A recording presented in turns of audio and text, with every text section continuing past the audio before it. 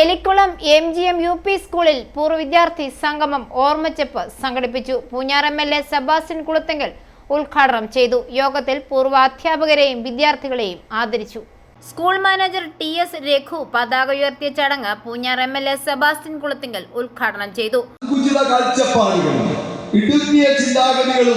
മനുഷ്യ മനസ്സിൽ രൂഢമൂലമായിട്ട് ആത്യന്തികമായി വേണ്ടുന്ന നന്മയും ശരിയും നമുക്കറിയാം. ഈശ്വരൻ ലോകത്ത് അവതരിച്ചതെല്ലാം അത് ഏത് മതവിശ്വാസ പ്രകാരമുള്ള ഈശ്വരാവതാരങ്ങളാണെങ്കിലും അതിൻ്റെ എല്ലാം പരമമായ ലക്ഷ്യം ധർമ്മ സംസ്ഥാപനമാണ്. 1949 മുതൽ സ്കൂളിൽ പഠിച്ച പൂർവ്വ വിദ്യാർത്ഥികൾ ചടങ്ങിൽ പങ്കെടുത്തു.